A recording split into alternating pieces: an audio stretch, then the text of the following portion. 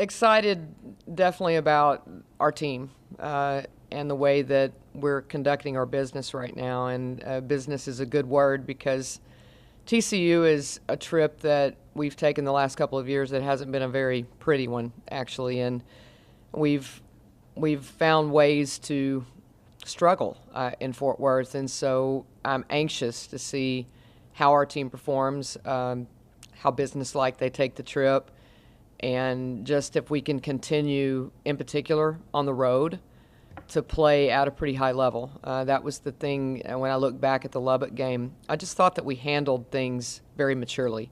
And immature is a word I've used quite a bit with this team. And the thing that I'm so proud about right now is that I feel like we are maturing. I think that our young players are getting better. All of our new ones are starting to get more comfortable. But in the same breath, I think our older players are the ones that have matured.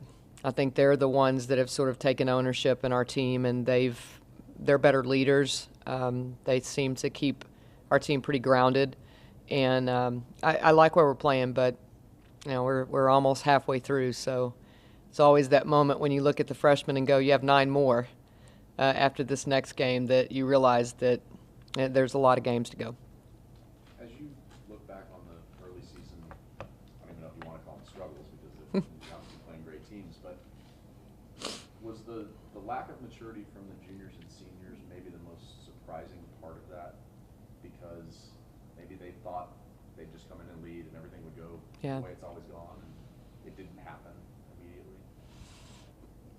I don't even want to. I guess maturity may be a bad word for them. They're mature individuals. They were probably as caught off guard as I was, just in a sense of how much they needed to lead and how much ownership they needed to take. I think we all kind of assume sometimes it's just going to roll into it's their turn and they know what to do, and that all sort of falls on me. I mean, it falls ultimately on my preparation for them, and I probably didn't do a good enough job in the preseason before we ever got started in just having more conversations with them about ownership and all of that. So it was a combination probably of them getting a little caught off guard and me not doing a good enough job with them. Is it maybe as impressive that they've flipped it?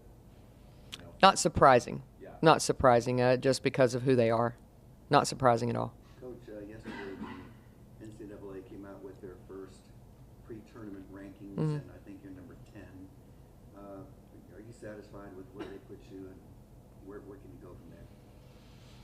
I think first of all, I mean, it sounds good and all of that, but 2 of the number 1s played last night, and 1 of them lost, so it'll change when the next one comes out. And I think that it's really, really important that our team continue to just take one day at a time. We talked about that when conference play started and we knew where we were.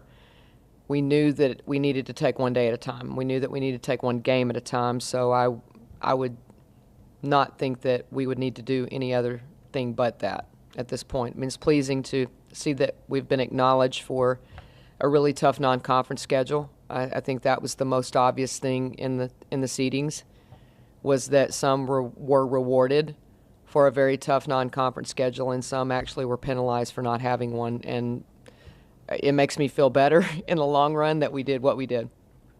What are the keys to coaching a talent like Joyner, who obviously physically is kind of off the charts, but still, I'm sure in your mind has a lot of growing to do?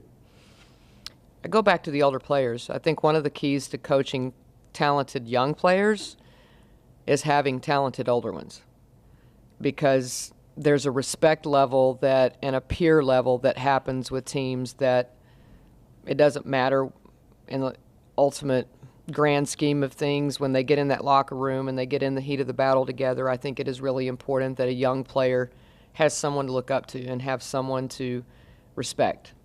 And it's not difficult to coach her. First of all, she's a pleaser, and she definitely has a lot to learn and a lot to get better at, and she knows that. But I think she wants to be good, and she wants to please. But again, I think she wants to also not let her teammates down, and that's a bigger impact on her than anything that I can make, I think. And then secondly, I just think that having a great staff.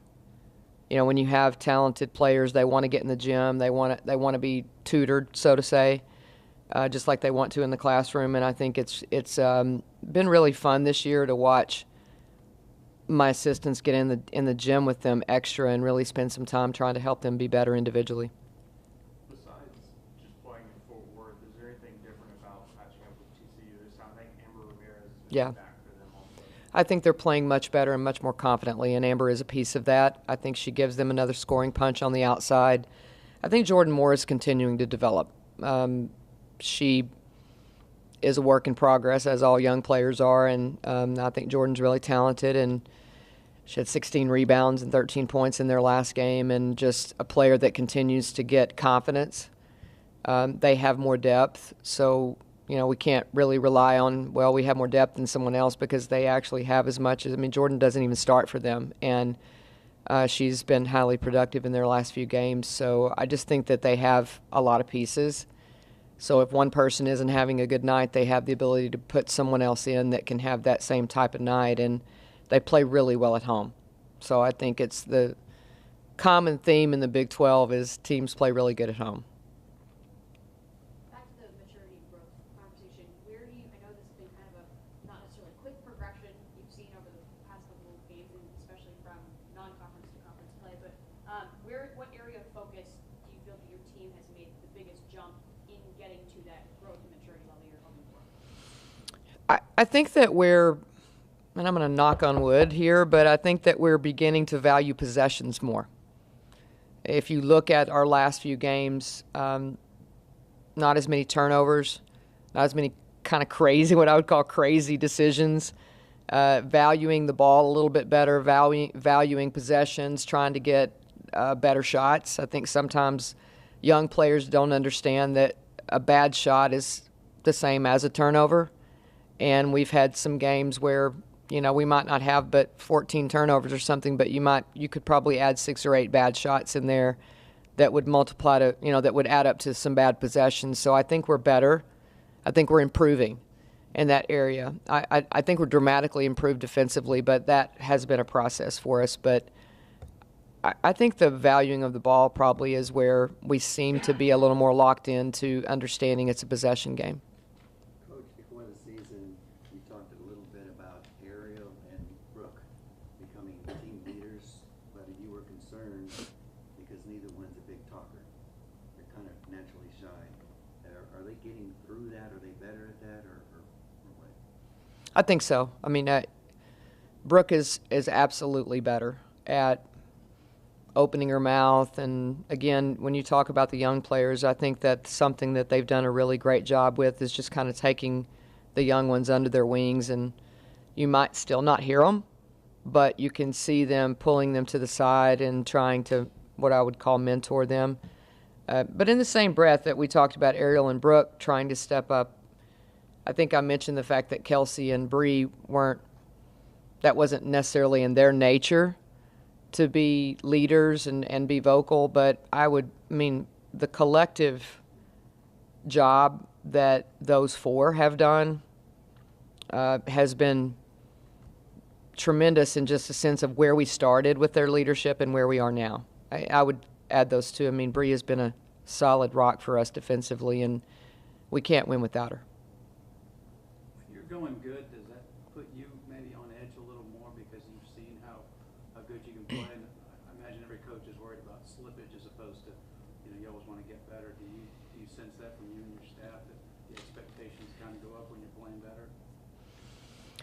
I think everybody gets a little more excited when you play better, for sure. I think the interest level goes up quite a bit, but I don't think that we have different expectations than we started with. I feel like this group, because of the experiences that the older players had in the NCAA tournament the last 2 years and even the Big 12 tournament, I do think that they understand it's a one game at a time thing. Again, we played really poorly, I thought, at KU.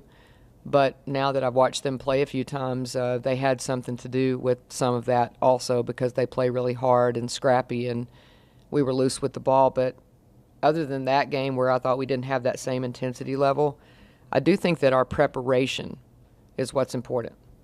It's not necessarily what we look like in the games. It's did we prepare the way you're supposed to prepare. And I mean, there hasn't been really too many days that I would say we were just not trying to prepare. And if you can judge it by that and not judge it by what everybody's expectations are, then I think you can sleep a little easier at night. I don't sleep well when we don't prepare well, I will tell you that. Because of all that, does it make it easier not to look at the other undefeated team in the league and Yeah. think about the collision course y'all are on together?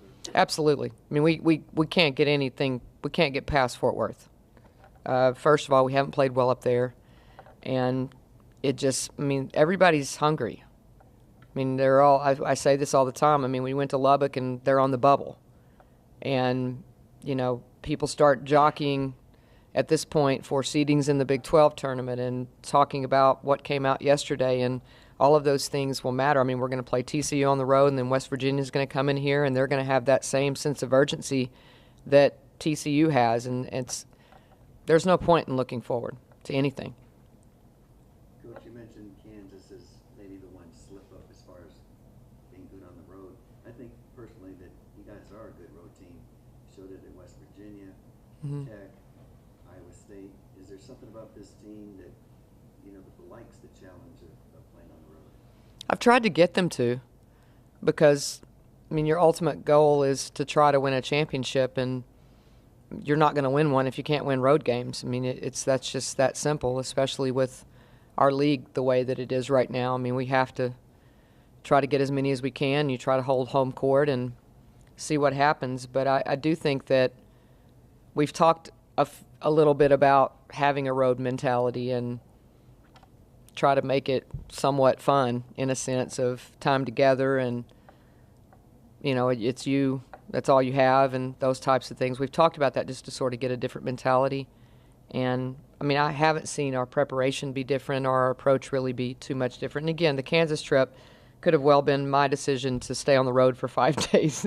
It may not have been them. That could have just been a bad move on my part, because for the most part we've really prepared well. What surprised you the most up to this point, whether it's a player or how the team's been playing so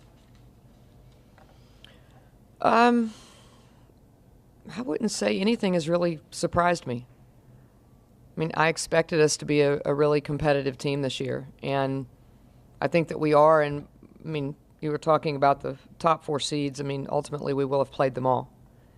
And we just weren't quite ready for, when you talk about road games, I mean, we weren't quite ready to open up at Stanford.